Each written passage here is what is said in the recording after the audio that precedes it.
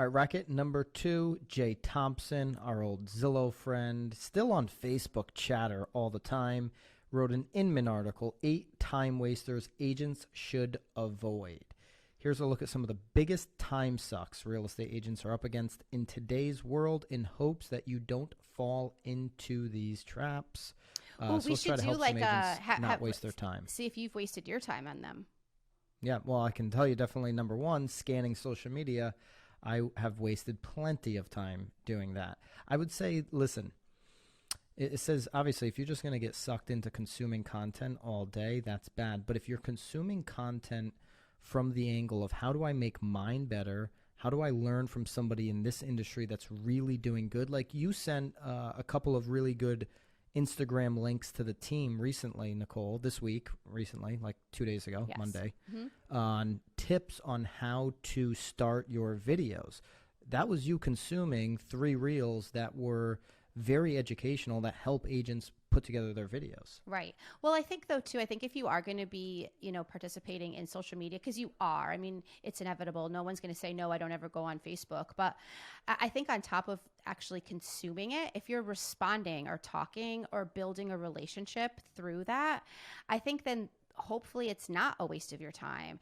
Because again, whether it's another agent and you can, build some sort of referral platform, or maybe it's an old client that you haven't seen in forever. I mean, as long as you're really sort of participating in the social media, I think it's much more beneficial than just streaming through. But I'll admit there are some nights where I just zone out on TikTok and it's just fun. That being said, TikTok is the biggest waste of time ever. It is such a time waster. I mean, there's times TikTok, I feel like when you first learned about TikTok, you and I were chatting, and like you fall down a rabbit hole. It's like hours and hours of your time. I think we're going to laugh about TikTok in about 3 years. We're going to be laughing at TikTok. I don't know for sure. I don't know, honey. I think that TikTok is probably what really helped a lot of us get through the pandemic, though. I mean, agree. It really made things funny. It made things, a little less real. I think that we were able to laugh at ourselves. I think we were able to all sort of relate. But then it was also fun to really engage too. Like there's all the TikTok competitions, and I think that for the pandemic, I think that TikTok was probably one of the greatest things that could have happened and helped.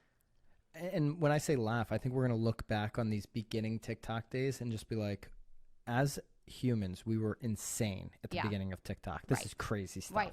Well, but I think it's the same thing though with Facebook too. Like I remember doing Facebook videos at the very beginning and they were shitty quality. Now it's like everything has to be like edited and you have to have like a copywriter and like it has to be like beautiful or like it doesn't gain traction. So I think as much as we will laugh, I think that we'll also probably miss the beginning days when it was just a little bit more like, organic. Fun. Yeah.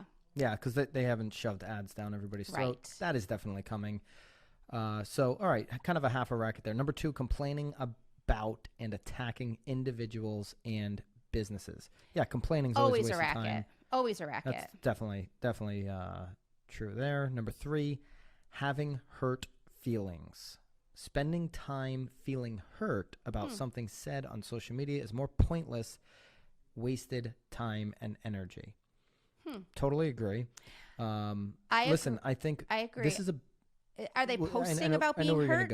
Are they posting about being hurt, or they're just hurt? Like I'm just hurt. Spending time feeling bad about feeling hurt about something that was said about you on social media. So maybe you post a video. Like here's an example. You post a video. I sold this house on 123 Main Street. We got 4 offers. We got $20,000 over ask price. And somebody writes in the comments, just some like troll says, oh, all these homes are way overpriced. Whoever bought this home, they're going to be hating themselves in 3 years. Yeah. And then you're like, oh my gosh, like I'm selling. I helped out my client. Oh no, I usually I hide those comments. But I'm saying sitting there and dwelling on, for sure. This person's opinion of what's going on in the real estate market, who has no clue what's going on in the real estate market because they're not looking at the fact that 44% of people don't even have a mortgage today, where in comparison, 2006, people were sucking money out of their homes at a ridiculous rate. They're not digging into the education like we are. So spending time dwelling on that would be pointless. Right. Agreed. Yeah. Multitasking, number 4. This is something that I think every agent does, and they do it poorly. So many people try to multitask, and I get it. Like single mothers, we have a lot of them on our team. They're probably the best at it because they have to do it all the time. And I was just saying to somebody actually today, I was like, we love single mothers because they just work faster than all the guys. They can respond quicker, they can move quicker because they're used to being like on their toes at all times. Yeah. I'm not a single parent, but I try to multitask. But you're a mother, so yes, it's kind of like I'm a mom. Yeah.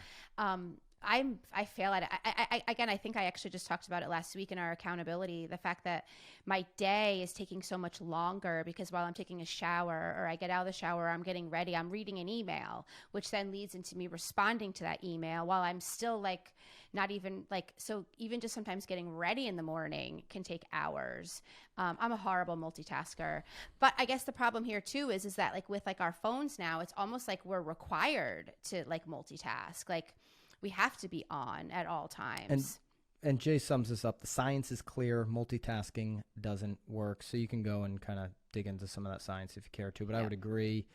You're much more productive when you focus in on a time-blocked objective and just knock it out. All right. Number 5, poor planning.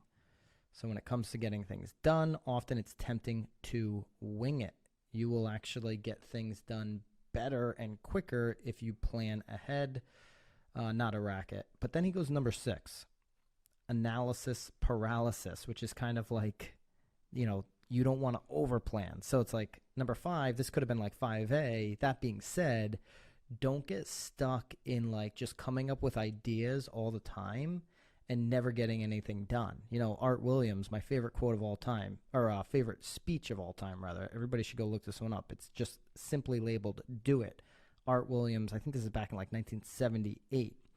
He's talking about smart people. He says, smart people oftentimes can't even get themselves in and out of the rain because they're always thinking of a better way to do it. They're always thinking and theorizing instead of just doing. Right. Smart people often never get around to getting anything done. That does go along with planning, though, too. I mean, if you're just coming up with ideas without a plan, without execution, I mean, you say it all the time, like, great idea, like, what's the plan, Right. Then you're not doing it unless you do have a plan. So, I mean, they do kind of go hand in hand.